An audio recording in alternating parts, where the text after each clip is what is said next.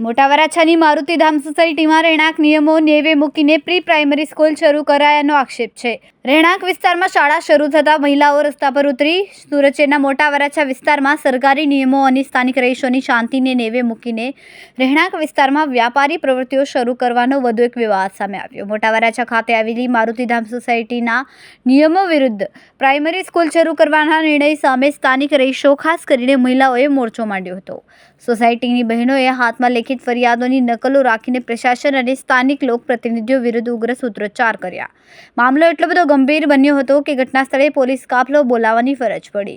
તેમ છતાં સ્થાનિકોનો આક્રોશ શાંત પડવાનું નામ લઈ રહ્યો નથી।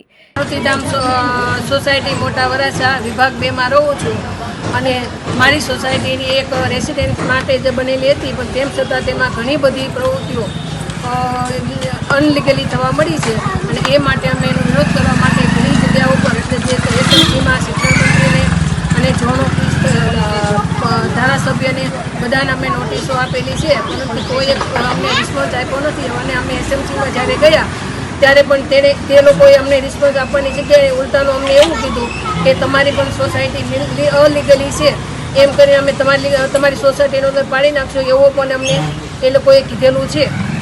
સપોર્ટ આપવાને બદલે વિરોધમાં છે। કેમેરામેન સેનિલ વિરાણી સાથે વિશાલ છેઠા, માનવ પ્રભા ન્યૂઝ, સુરત। અમારા વિડીયોની નવી અપડેટ મેળવવા માટે સબસ્ક્રાઇબ કરો માનવ પ્રભા ન્યૂઝ ચેનલને, બેલ આઇકન ક્લિક કરો લેટેસ્ટ વિડીયો સૌથી પહેલા મેળવવા માટે।